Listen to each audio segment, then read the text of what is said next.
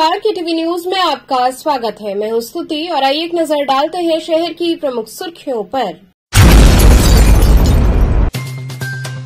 महात्मा गांधी काशी विद्यापीठ के दीक्षांत समारोह में राष्ट्रपति ने की शिरकत, 16 मेधावियों को दिए मेडल।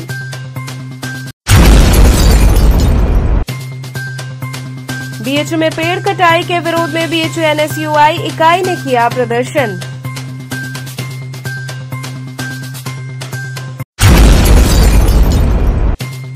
ठंड के शुरुआती मौसम में 300 के पार हुआ लहसुन का दाम, लोग हुए परेशान।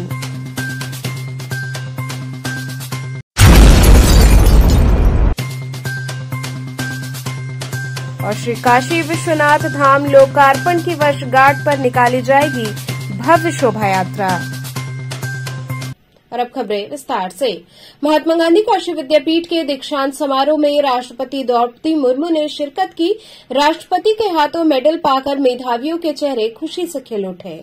महात्मा गांधी काशी विद्यापीठ का 45वां दीक्षांत समारोह सोमवार को आयोजित हुआ। राष्ट्रपति द्रौपदी मुर्मू समारोह की मुख्य अतिथि रहीं, जबकि राज्यपाल आनंदीबेन पटेल ने अध्यक्षता की। प्रदेश के मुख्यमंत्री योगी आदित्यनाथ दीक्षांत समारोह के विशिष्ट अतिथि रहे। ये पहली बार है कि जब उत्तर प्रदेश के किसी भी राज्य विश्वविद्यालय के दीक्षांत समारोह में देश की राष्ट्रपति शामिल हो रही हैं। दीक्षांत समारोह के दौरान राष्ट्रपति द्रौपदी मुर्मू लगभग 50 मिनट विद्यापीठ में रहीं। दीक्षांत समारोह में प्रदेश के उच्च शिक्षा मंत्री योगेंद्र उपाध्याय, उच्च शिक्षा राज्य मंत्री रजनी तिवारी और शिक्षाविद प्रोफेसर दुर्ग सिंह चौहान भी विशिष्ट अतिथि रहे। राज्य विश्वविद्यालयों के कुलाधिपति के रूप में उनका स्वागत राज्यपाल आनंदीबेन पटेल और मुख्यमंत्री योगी आदित्यनाथ ने किया। राष्ट्रपति द्रौपदी मुर्मू ने सोमवार को विद्यापीठ के गांधी अध्ययन पीठ सभागार में लगभग 50 मिनट बिताया। उन्होंने 14 मेधावियों और 2 खिलाड़ियों को विशिष्ट मेडल प्रदान किया। राष्ट्रपति ने कलश में पानी डालकर दीक्षांत समारोह की शुरुआत की। राज्यपाल के संबोधन के बाद महामहिम ने सभी विद्यार्थियों, उनके शिक्षकों और परिजनों को बधाई दी। राष्ट्रपति ने कहा, बाबा विश्वनाथ की नगरी काशी में आना अपने आप में सौभाग्य की बात है। काशी का अभिप्राय है सदैव प्रकाशमान रहने और सदैव प्रकाशित रखने वाला ज्योतिपुंज। पिछले महीने काशी में देव दीपावली का पर्व भव्यता से मनाया गया। मुझे बताया गया कि उस पर्व को 72 देशों के प्रतिनिधियों ने हमारे देशवासियों के साथ यहां मनाया। राष्ट्रपति ने कहा कि 2 भारत रत्नों का इस संस्थान से जुड़ना महात्मा गांधी काशी विद्यापीठ की गौरवशाली विरासत का प्रमाण है। उन्होंने कहा कि संस्थान के विद्यार्थियों से अपेक्षा है कि वे शास्त्री जी के जीवन मूल्यों को अपने आचरण में अपनाएं। वहीं इस अवसर पर पदक प्राप्त विद्यार्थियों के चेहरे खुशी से खिल उठे।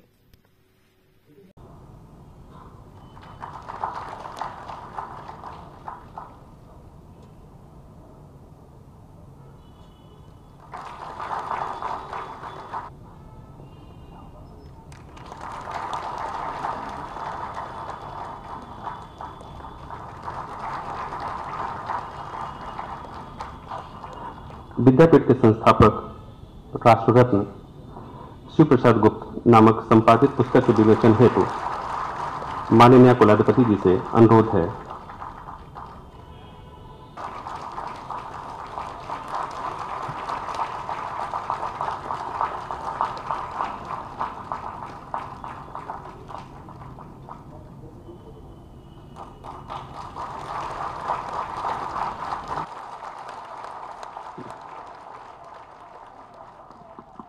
अब माननीय राष्ट्रपति जी, माननीय कुलाधिपति महोदया द्वारा विभिन्न संकायों के स्नातकोत्तर एवं स्नातकोत्तर कक्षा में वर्ष 2023 की परीक्षा में सर्वोच्च अंक प्राप्त करने वाले 14 परीक्षार्थियों एवं 2 उत्कृष्ट खिलाड़ियों को स्वर्ण पदक प्रदान किया जाएगा।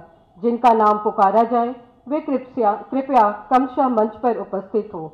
श्रीमद कृपया विभिन्न विभागों के स्नातक एवं स्नातकोत्तर कक्षाओं में वर्ष 2023 में सर्वोच्च अंक प्राप्त करने वाले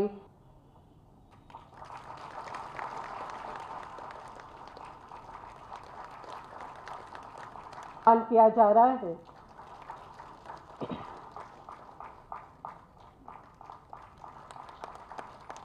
कुमारी ट्विंकल पाठक MA संस्कृत में सर्वोच्च अंक प्राप्त करने हेतु जगत गुरु शंकराचार्य स्वामी स्वरूपानंद सरस्वती स्वर्ण पदक प्रदान किया जा रहा है। प्रीतम प्रसाद MA इतिहास में सर्वोच्च अंक प्राप्त करने हेतु राम जन्म सिंह स्मृति स्वर्ण पदक प्रदान किया जा रहा है।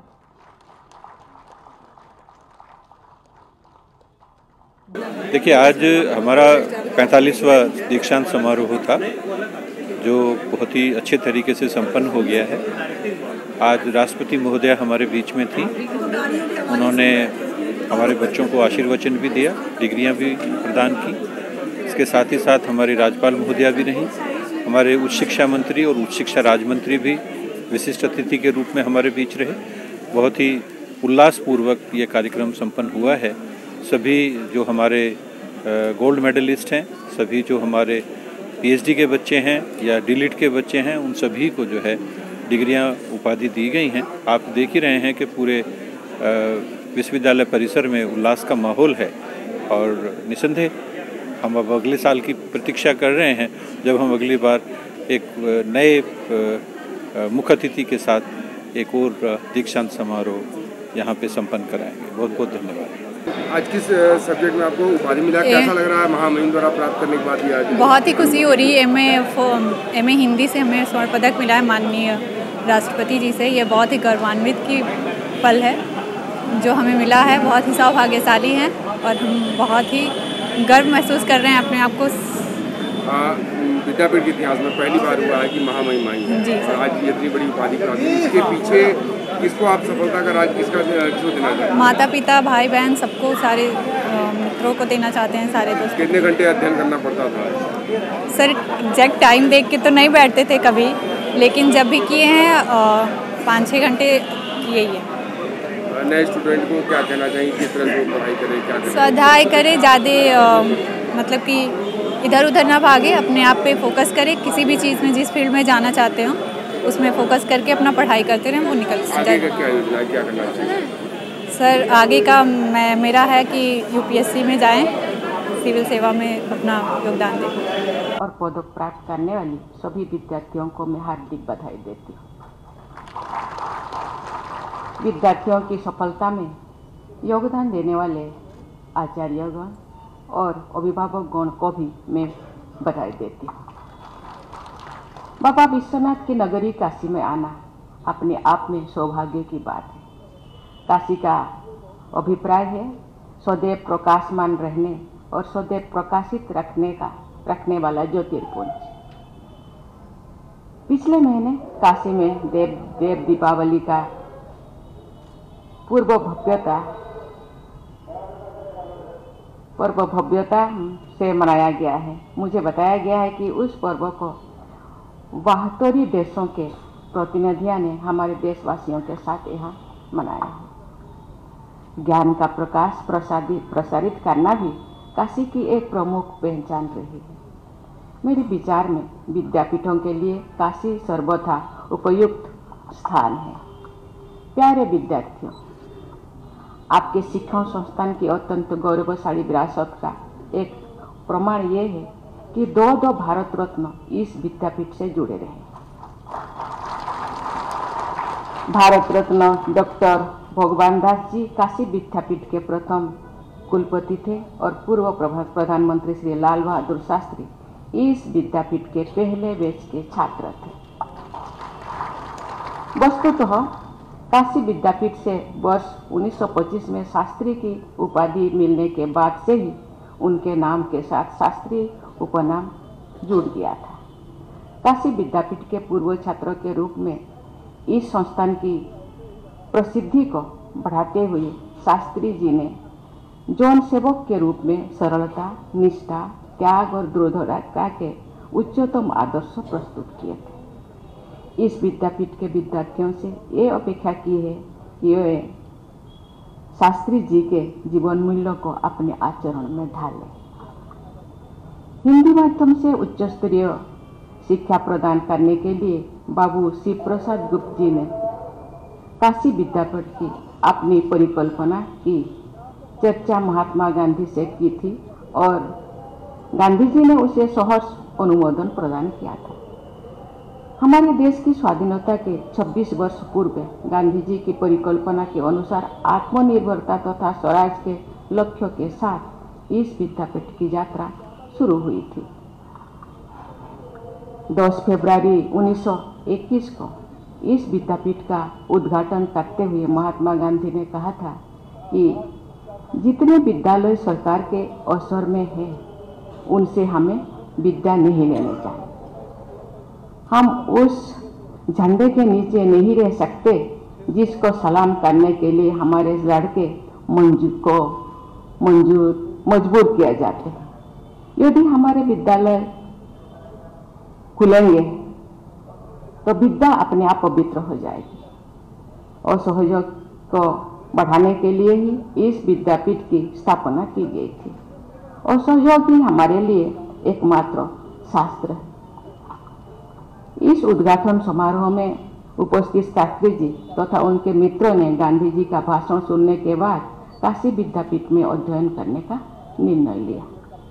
इस प्रकार ये विद्यापीठ असहयोग आंदोलन से उत्पन्न संस्था के रूप में हमारे महान स्वाधीनता संग्राम का जीवंत प्रतीक है। महात्मा गांधी काशी विद्यापीठ के आप सभी विद्यार्थीगण स्वाधीनता संग्राम के हमारे राष्ट्रीय आदर्शों के ध्वजवाहक हैं। इस विद्यापीठ के प्रथम प्रबंधन बोर्ड के सदस्यों में महात्मा गांधी, लाल लाजपत राय, जमुना लाल बजाज, जवाहरलाल नेहरू, बाबू शिव प्रसाद गुप्त, आचार्य नरेंद्र देव और पुरुषोत्तम दास टंडन जैसे इतिहास निर्माता शामिल थे। यहाँ के असाधारण अध्यापकों की सूची में आचार्य नरेंद्र देव, डॉक्टर संपूर्णानंद और बाबू श्री प्रकाश जैसे मूर्धन्य विद्वानों के नाम सदैव याद रखे जाएंगे। ब्रिटिश शासन की सहायता और नियंत्रण से दूर रहते हुए भारतीयों द्वारा पूर्णतः भारतीय संसाधनों से निर्मित काशी विद्यापीठ का नामकरण महात्मा गांधी काशी विद्यापीठ करने के पीछे हमारे स्वाधीनता संग्राम के आदर्शों के प्रति सम्मान व्यक्त करने की भावना निहित है। उन आदर्शों पर चलना तथा अमृतकाल के दौरान देश की प्रगति में प्रभावी योगदान देना यहाँ के विद्यालयों द्वारा विद्यापीठ के राष्ट्र निर्माता संस्थापकों के प्रति सच्ची श्रद्धांजलि होगी। प्यारे विद्यार्थियों, ये एक प्रबल लोकमान्यता है कि काशी निरंतर अस्तित्व में बनी रहने वाले विश्व की प्राचीनतम नगरी है। बाबा विश्वनाथ और माँ गंगा के आशीर्वाद से युक्त पूर्ण नगरी काशी सबको आकर्षित करती रही है और करती रहेगी। मुझे स्मरण है कि जब प्रधानमंत्री श्री नरेंद्र मोदी जी ने वाराणसी को अपने लोकसभा निर्वाचन क्षेत्र के रूप में चुना था तो उन्होंने भी यही कहा था कि मुझे माँ गंगा ने बुलाया है। जिस तरह माँ गंगा भारतीय संस्कृति की जीवन धारा है तथा भारतीय ज्ञान, आध्यात्म और आस्था की संवाहका है, उसी तरह काशी नगरी भारतीय संस्कृति की कालातीत धरोहर है। आप सब काशी में स्थित विद्यापीठ में विद्या उपार्जन कर रहे हैं। ये आप सबका परम सौभाग्य है और इसके लिए मैं आप सबको विशेष बधाई देती हूँ। बीएचयू में पेड़ कटाई के विरोध में बीएचयू एनएसयूआई के छात्रों ने प्रदर्शन किया। बीएचयू में पेड़ कटाई के विरोध में एनएसयूआई बीएचयू इकाई के द्वारा प्रदर्शन किया गया। प्रदर्शन कर रहे छात्रों ने कहा कि महामना की बगिया को तार तार किया जा रहा है। जन औषधि और महत्व के पेड़ पौधों की कटाई लगातार हो रही है। पिछले दिनों चंदन के पेड़ की कटाई और चोरी का मामला प्रकाश में आया था। खबरों के बाद भी कोई कार्रवाई नहीं हुई। ऐसे में कहीं न कहीं काशी हिंदू विश्वविद्यालय के प्रशासनिक अधिकारियों की मिलीभगत की आशंका साफ दिख रही है। सभा को संबोधित करते हुए इकाई अध्यक्ष राजीव नयन ने कहा कि ये मामला बीएचयू में हरे भरे पेड़ काटने को लेकर है, जहां काशी हिंदू विश्वविद्यालय में केंद्रीय विद्यालय से लेकर नरिया गेट तक अधिकांश हरे पेड़ काटे जा रहे हैं। कई दुर्लभ प्रजाति और औषधि महत्व के पेड़ हैं। प्रशासन का कहना है कि पेड़ों की उम्र हो चुकी है, जबकि ये पेड़ बहुत पुराने और दुर्लभ हैं। सभा को संबोधित करते हुए महानगर कांग्रेस कमेटी के पदाधिकारी पीयूष श्रीवास्तव ने कहा कि विश्वविद्यालय की हरियाली इसके निर्माण से भी पहले से है। महामना ने हरियाली को और बढ़ाया। ये पेड़ कई वर्ष पुराने हैं। प्रशासन की ऐसी मंशा है तो ऐसे में विश्वविद्यालय के सभी पेड़ काट दिए जाएंगे। इस पूरे प्रकरण को लेकर विश्वविद्यालय में एनएसयूआई, काशी हिंदू विश्वविद्यालय यूनिट और महानगर कांग्रेस कमेटी के सदस्य और पदाधिकारी कुलपति से मिलकर अपनी असहमति दर्ज कराएंगे। इस दौरान अभिषेक, दीपक, कशिश, अनन्या, सतीश समेत दर्जनों छात्र छात्राएं उपस्थित रहे।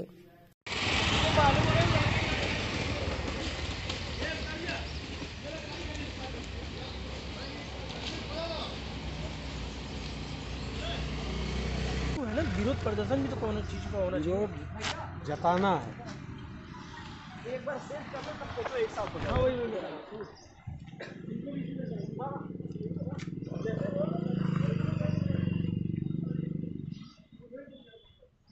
प्रशासन मुर्दाबाद। बीएचयू में पेड़ों की कटाई बंद करो, बंद करो, बंद करो। Green BHU, green BHU, green BHU, green BHU. BHU में अवैध पेड़ों की कटाई बंद करो, बंद करो, बंद करो। महामना की बगिया को हरा भरा ही रहने दो। बीएचयू भी शर्म करो, शर्म करो, शर्म करो। बीएचयू भी शर्म करो, शर्म करो, शर्म करो। बीएचयू भी चुप्पी तोड़ो, चुप्पी तोड़ो, चुप्पी तोड़ो। हम पेड़ बचाने निकले हैं, हम पेड़ बचा के रहेंगे। हम पेड़ बचाने निकले हैं, अब हमारे।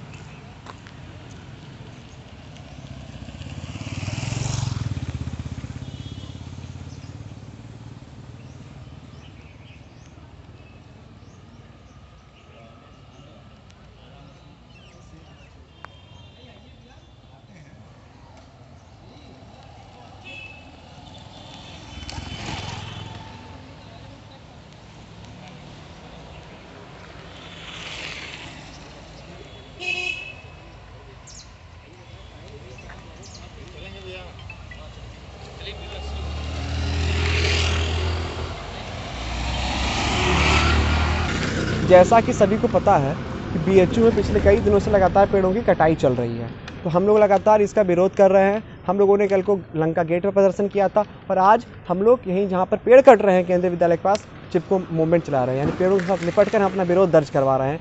क्योंकि देखिए, पेड़ आज संसार में रहना बहुत ही जरूरी है।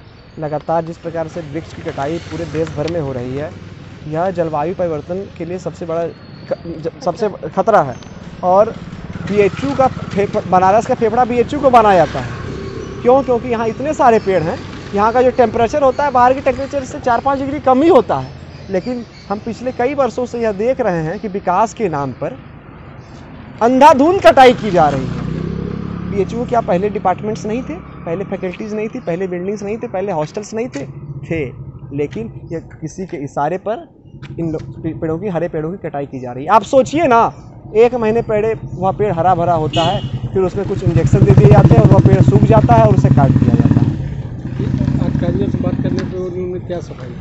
अधिकारी बहुत ही भ्रामक खबरें फैला रहे हैं। अधिकारी बोल रहे हैं कि 2016 में ही हमें पेड़ काटने की परमिशन मिल चुकी है वन विभाग से, और क्योंकि पेड़ों की उम्र 20 वर्ष हो गई है, अब उनकी जड़ें कमज़ोर हो गई है। मैं उनसे यह सवाल पूछना चाहता हूं, अगर 2016 में परमिशन मिली है तो 2023 में क्यों कटाई हो रही है? इन 7 सालों में क्या पेड़ों की जड़ें कमज़ोर नहीं हुई थी? अगर 20 वर्ष तभी पूरी हो गए थे तो तभी काट लेना चाहिए था, लेकिन 7 वर्ष के बाद क्यों ऐसा किया जा रहा है? और इससे पहले भी कटाई हो रही थी तो हम लोगों ने विरोध किया था, तो 3-4 महीने से कटाई बंद कर दी गई थी। लेकिन जैसे ही विरोध शांत हुआ, सारे बच्चे अपने एग्जाम्स में बिजी हो गए, तो प्रशासन ने फिर से पेड़ों की कटाई शुरू कर दी। यानी कुल मिला के हम ये बच्चों में बहुत ज़्यादा रोष है, और हम यह चेतावनी दे रहे हैं कि जल्दी से इस मामले का समाधान नहीं किया गया तो हम बड़ा धरना, बड़ा आंदोलन करने के लिए भी तैयार हैं। केवल सागौन के पेड़ को काटा जा रहा है या सारे आम? अभी कुछ दिन पहले की घटना है, आपको चंदन के पेड़ चोरी होने की भी न्यूज़ सुनाई दी गई थी। कैंपस में चंदन के पेड़ चोरी हो रहे हैं, सागौन के पेड़ कट रहे हैं, और भी कई प्रकार के पेड़ जो औषधि जिनका काम औषधि बनाने में किया जाता है उनकी भी लगातार कटाई की जा रही है अवैध रूप से। और इसके लिए पूरे बीएचयू प्रशासन जिम्मेदार है, पूरा शासन जिम्मेदार है, बीएचयू वीसी जिम्मेदार है, चीफ डॉक्टर जिम्मेदार है, जिनके मुंह से एक आवाज़ भी नहीं निकल रहा है। आज किस तरह का जो है प्रदर्शन आप लोग का है, क्या है? देखिए ऐसा है, बीएचयू में इस समय पेड़ों की अमानवीय रूप से और अंधाधुंध कटाई चल रही है और जिसका परमिशन और बिना कोई वजह बताए हुए यहाँ पे पेड़ों की कटाई चल रही है, जिसका विरोध कल हम लोग लंका पे भी किए थे। और आज चिपको मोमेंट जो एक ऐतिहासिक कदम रहा है पेड़ों के और पर्यावरण को बचाने के क्षेत्र में, उसका सहारा लेते हुए हम लोगों ने भी आज बीएचयू में चिपको मोमेंट का एक रूप प्रदर्शित किया है, ताकि हम प्रशासन को एक संदेश दे सकें कि आप लोग इस तरीके से मनमाने ढंग से पेड़ों की कटाई नहीं कर सकते। और हम छात्र सब लोग इसका विरोध करते हैं, छात्रों में इसका बहुत ज़्यादा रोष है और हम इसका ये लड़ाई अंत तक ले जाएंगे और इस पर बीएचयू प्रशासन को जवाब देना होगा। इस संबंध में किसी से बात हुई, किसी अधिकारी या देखिए बात तो हुई है और जवाब में आपको मैं बताऊं क्या आया है कि जवाब में ये आया है कि यहाँ के लोगों ने शिकायत किया है कि पेड़ों की उम्र हो गई है, गिरने का खतरा था। आप मुझे बताइए हरे भरे पेड़ किस तरीके से बिना किसी आंधी बरखे में कैसे गिर जाएंगे? ये कैसा जवाब है? इस जवाब से हम लोग संतुष्ट नहीं हैं। किस तरह का प्रदर्शन हो रहा है? प्रदर्शन हम लोग पर्यावरण बीएचयू का जो इन्वायरमेंट है उसको बचाने के लिए कर रहे हैं। यहाँ लगातार पेड़ों की कटाई होती है। जैसा आप लोग को पता होगा कि बीएचयू में लोग आते हैं, यहाँ का टेम्परेचर 3 डिग्री कम होती है और बहुत सारा ऐसा है कि मतलब स्वच्छ इन्वायरमेंट है, उसके लिए हम लोग यहाँ पूरा बनारस के वासी आते हैं, काहे कि ये बनारस शहर का फेफड़ा है और यहाँ लोग फर्नीचर टाइप का जितना भी जिससे फर्नीचर बनता है उस टाइप का पेड़ काटा जाता है विकास के नाम पे। और हम लोग आंदोलन करते हैं, क्वेश्चन करते हैं तो कोई भी अधिकारी ठीक से बताता नहीं है, इधर उधर बोल के टहला दिया जाता है। हम पिछले कुछ दिन पहले भी हम लोग आंदोलन किए थे तो पेड़ का कटाई रुक गया था। ये तीसरा राउंड है, यहाँ पेड़ का कटाई हो रहा है। इस बार हम लोग को यहाँ आना पड़ा है। कृषक उत्पादक संगठन टिकरी में 16 महिलाओं को ड्रोन सखी का प्रशिक्षण दिया गया। प्रधानमंत्री के निर्देशन में किसानों की फसलों व गुणवत्ता को बेहतर उपज के लिए ड्रोन के माध्यम से उर्वरक व अन्य कृषि कार्य को करने हेतु राष्ट्रीय ग्रामीण आजीविका मिशन के अंतर्गत समूह की महिलाओं को कृषक उत्पादक संगठन टिकरी काशी विद्यापीठ में 16 महिलाओं को ड्रोन सखी का प्रशिक्षण इंजीनियर हेमंत सिंह तथा उनके साथी आशीष चौधरी के द्वारा कराया गया, जिसमें महिलाओं को ड्रोन के बारे में ड्रोन कैमरा उपयोग, उर्वरक छिड़काव, यंत्र नियंत्रण, संचालन आदि विषयों पर प्रशिक्षण प्रदान किया गया। इस प्रशिक्षण में डॉक्टर A.K. सिंह, उप निदेशक कृषि अमित सिंह, डायरेक्टर कृषक उत्पादक संगठन अनिल कुमार सिंह, कृषक उत्पादक संगठन जिला मिशन प्रबंधक प्रदीप के सिरवानी आदि लोग मौजूद रहे।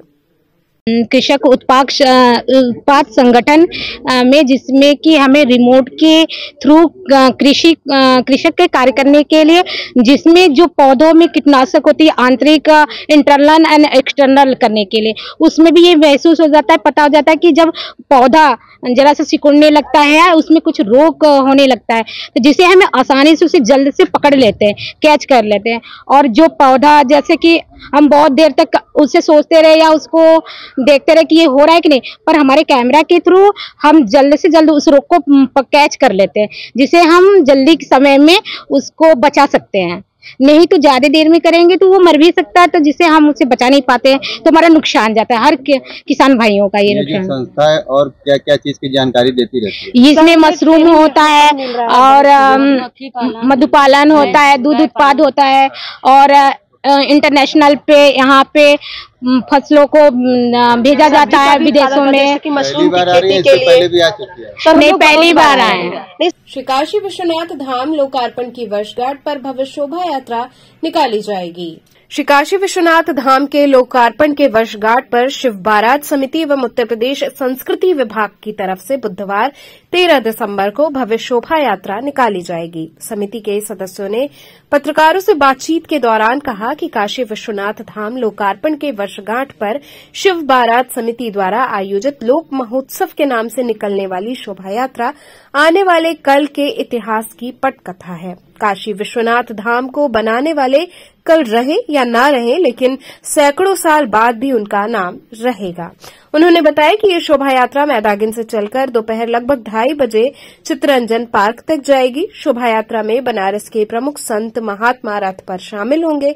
भगवान के स्वरूप, चंद्रयान का मॉडल, अयोध्या में हो रहे राम मंदिर के नवनिर्माण की झांकी इत्यादि को शामिल किया जाएगा। कब और क्या करना है? 13 दिसंबर 2021 को काशी में एक अविस्मरणीय घटना यह हुई कि काशी विश्वनाथ धाम का लोकार्पण हुआ। उसके पश्चात सन 2022 में, ये सन 2023 है, हर वर्ष उसकी स्मृति में हम लोग मैदागिन से दोपहर 12 बजे एक भव्य शोभा यात्रा शिव बारात समिति और उत्तर प्रदेश पर्यटन विभाग के सहयोग से निकालते हैं। यह शोभा यात्रा का स्वरूप ये है कि ये काशी के जन जन की शोभा यात्रा है। एक लोक महोत्सव के रूप में आने वाले सैकड़ों हजारों वर्ष तक लोग याद रखें, आगे की पीढ़ी याद रखी कि 13 दिसंबर 2021 को काशी विश्वनाथ धाम, जो हमारे देश की, हमारे शहर की आन बान शान है, उसका लोकार्पण 21 में हुआ था। उसकी स्मृति में, उसकी याद में हर वर्ष ये लोक महोत्सव के रूप में शोभा यात्रा निकाली जाएगी। क्या खास है इस शोभा यात्रा में? खास में यह है कि वर्ष भर में जो घटनाएं होती हैं उनको हम लोग शोभा यात्रा में प्रदर्शित करने का प्रयास करते हैं। जैसे इस वर्ष चंद्रयान का मॉडल बन रहा है। 2022 जनवरी में होने वाले अयोध्या में श्री राम मंदिर का मॉडल शोभा यात्रा में प्रदर्शित किया जाएगा। शहर के गणमान्य लोग, शहर के संत महात्मा शोभा यात्रा में सहमति उन्होंने दिया कि हम लोग शोभा यात्रा में शरीक होंगे। और इस शोभा यात्रा में चंदौली, मुगलसराय, बनारस की 3000 से ज़्यादा महिलाएं शामिल होंगी। लगभग 80 से ज़्यादा संस्थाएं, चूँकि काशी विश्वनाथ धाम से जुड़ा हुआ यह कार्य है। कितने बजे कहाँ से? ये 12 बजे मैदागिन से प्रारंभ होकर लगभग 2:30 बजे के आसपास चित्तरंजन पार्क पे समाप्त होगी। इस बार क्या और कब करने जा रहे हैं? देखिए, मेरा मानना है कि जो हम लोग जो हैं काशीवासी, हम बाबा के अंश हैं, और हर काशीवासी जो बाबा का अंश है तो बाबा के लिए कुछ करना चाहिए। पहली बार इस सरकार ने जो है, जो बाबा सक्से में थे, संकीर्ण मंदिर में थे, थोड़ा बड़े भी आए हैं, एक धाम बना है, तो उस धाम का लोग उत्सव आते हैं। ये कल 2021 में जो है धाम बना है और ये दूसरा वर्षगांठ है, तो हम लोग जो है पूरे धूमधाम से उसका उत्सव मना रहे हैं ताकि बाबा की कोई में बात पहुँचे। तो कितने तारीख को ये निकलेगा? ये 13 दिसंबर को निकलेगा दोपहर 12 बजे और 2:30 बजे खत्म होगा। क्या खास है इसमें? हम हर बार चाहे शिव बारात हो या शोभा यात्रा हो, कुछ नया दिखाने का प्रयास करते हैं।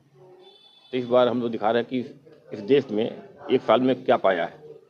खोया की अभी बात नहीं कर रहे हम पानी की बात कर रहे हैं। तो पानी में हमने पाया है चंद्रयान और राम जन्मभूमि मंदिर और एक महिला आरक्षण बिल, और खेल के मामले भी हमें जो है दिखाएंगे हम, इसलिए कि इस बार जो मैच हुआ है इंडिया भारत बहुत शानदार खेला है। जीत हार अलग बात है, लेकिन इतना बढ़िया कभी नहीं खेला था, तो इसको दिखाने का प्रयास करेंगे। यहाँ रुकेंगे एक छोटे से ब्रेक के लिए, आप बने रहिए KTV के साथ।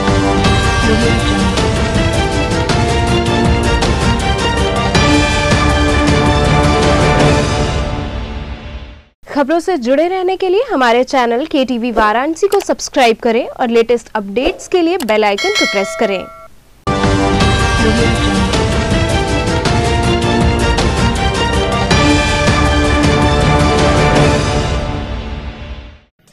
ब्रेक के बाद आपका स्वागत है।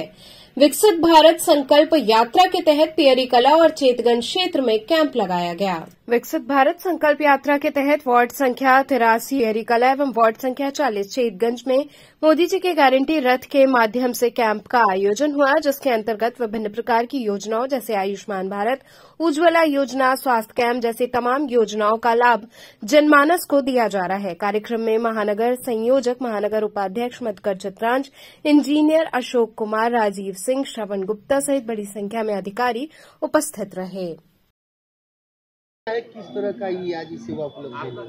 ये विकसित भारत संकल्प यात्रा के नाम से आदरणीय प्रधानमंत्री जी का रथ प्रत्येक बनास के जिले में प्रत्येक वार्डों में, पूरे देश के प्रत्येक वार्डों में यह रथ घूम रहा है। यह रथ सिर्फ रथ नहीं, एक मोदी जी का गारंटी रथ है, जिसके माध्यम से आम जनमानस तक सारी सुख सुविधाएं पहुंचाई जाएं। इस उद्देश्य से इस रथ का हर वार्डों में प्रतिदिन कैंप लगाया जा रहा है, जिसके अंतर्गत आयुष्मान योजना, उज्ज्वला योजना, आधार कार्ड का, राशन कार्ड का जो बन रहा है वो लोगों तक पहुंचे, ज़्यादा लोगों का बने, ज़्यादा लोगों को आदरणीय प्रधानमंत्री जी की योजनाओं का लाभ मिले। इस उद्देश्य से जगह जगह वार्डों में कैंप लगाया जा रहा है। ठंड के शुरुआती मौसम में ही 300 के पार लहसुन का दाम पहुंच गया है, जिससे लोग परेशान हैं। ठंड के शुरुआती मौसम में ही लहसुन के दाम 7वें आसमान को छू रहे हैं। बता दें कि आज लहसुन का भाव 300 के पार पहुंच गया है। वहीं खुदरा सब्जी वाले इसे 350 से लेकर 360 रुपए की दर से बेच रहे हैं। वहीं 80 पर सब्जी विक्रेताओं से बात करने पर उन्होंने बताया कि एक तो मौसम की मार पड़ी है, बारिश से लहसुन की खेती पर असर पड़ा है और इसके अलावा लहसुन की रुपाई बुआई भी चालू है, जिसमें लहसुन को बीज के रूप में बड़े पैमाने में इस्तेमाल किया जा रहा है। दूसरी ओर शादियों में लहसुन और प्याज की मांग बढ़ जाती है। ये जो लहसुन बाजार में है, ये स्टोर किया हुआ लहसुन है। इसी कड़ी में विनोद कुमार मिश्रा ने बताया कि मैं रविन्द्रपुरी का रहने वाला हूं, 80 मंडी में सब्जी लेने आया हूं। यहां पर लहसुन का दाम बहुत बढ़ा हुआ है। 320 रुपए का लहसुन लेना बहुत भारी पड़ रहा है। कहाँ पे आए हैं, क्या लेने आए? 80 पर आए हैं, सब्जी लेने आए हैं। क्या भाव मिला, क्या क्या चीज मिला? अभी तो लेना ही है हमको और पूछ लेते हैं। लहसुन का रेट क्या? लहसुन का रेट 320 रुपये आप बता रहे हैं। आप क्या आपको लगता है महंगा? 300 रुपये किलो है, गाड़ी महंगा तो है, महंगा तो है ही है। लहसुन का क्या रेट? लहसुन का दाम है, देखिए घड़ी सीजन है नहीं, बैलेंस लहसुन रखा है स्टोर वाला, तो घड़ी महंगा है, 280-300 रुपये किलो है। और हर सब्जी का दाम है सस्ता है। टमाटर 40 रुपये किलो, आलू 16 रुपये किलो, मूली उली 16 रुपया, पालक 20 रुपये किलो है। ये सब सब्जी का दाम सस्ता है। क्यों बढ़ा? हाँ, तो इसलिए बढ़ा है लहसुन का दाम कि अभी नया लहसुन आया नहीं, और ये महीना बाद जब आ जाएगा तो लहसुन का दाम घट जाएगा। स्टोर का लहसुन है तो महंगा है थोड़ा इस समय। जन्म से लेकर 5 वर्ष तक के बच्चों को पोलियो की खुराक पिलाई गई। जन्म से लेकर 5 वर्ष तक के बच्चों को पोलियो से बचाव के लिए ओरल पोलियो वायरस वैक्सीन व fractional inactive polio virus vaccine बेहद सुरक्षित और प्रभावी है, इसलिए बच्चों का पोलियो से बचाव बेहद जरूरी है। इसी क्रम में जनपद में 10 दिसंबर से 18 दिसंबर तक पोलियो अभियान चलाया जा रहा है। रविवार को जनपद में पोलियो बूथ के माध्यम से 5 वर्ष तक के बच्चों को दवा पिलाई गई। मुख्य चिकित्सा अधिकारी ने बताया कि पोलियो मुक्त भारत होने के बावजूद सुरक्षा की दृष्टि से सरकार द्वारा समय समय पर सघन पल्स पोलियो अभियान चलाया जा रहा है। इस दौरान पोलियो बूथ टीम द्वारा घर घर जाकर रेलवे स्टेशन आदि जगहों पर पोलियो की खुराक पिलाई जा रही है। सीएमओ ने बताया कि जनपद में जन्म से लेकर 5 वर्ष तक के करीब 5,68,000 बच्चों को पोलियो की खुराक पिलाने का लक्ष्य रखा गया है। 1771 पोलियो बूथ बनाए गए हैं, जिसमें 346 सुपरवाइजर तैनात किए गए हैं। 11 दिसंबर से 18 दिसंबर तक घर घर जाकर 1225 टीम पोलियो की दवा पिलाएगी।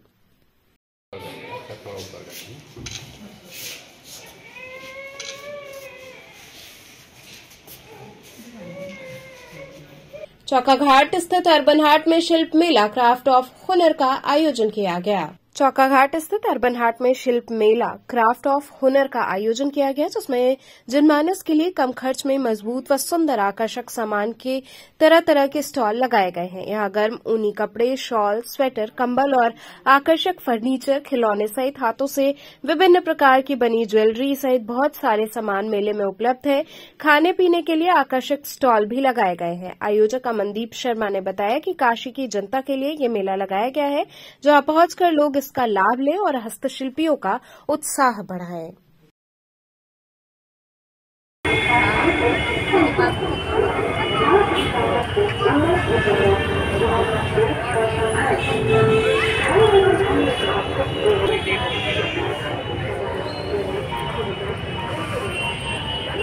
Hey sir, welcome to Varanasi.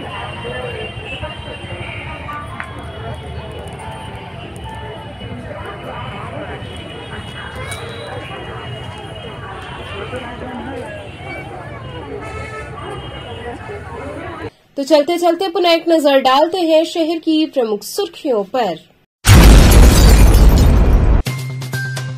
Mahatma Gandhi Kashi विद्यापीठ के दीक्षांत समारोह में राष्ट्रपति ने की शिरकत, 16 मेधावियों को दिए मेडल।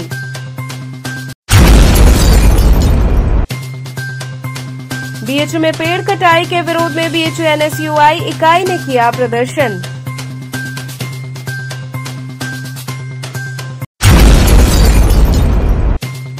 ठंड के शुरुआती मौसम में 300 के पार हुआ लहसुन का दाम, लोग हुए परेशान।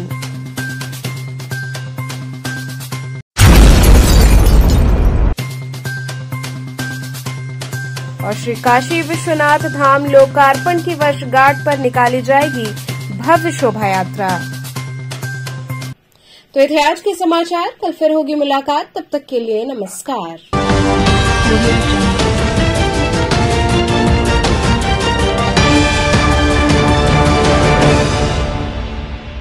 खबरों से जुड़े रहने के लिए हमारे चैनल KTV वाराणसी को सब्सक्राइब करें और लेटेस्ट अपडेट्स के लिए बेल आइकन को प्रेस करें।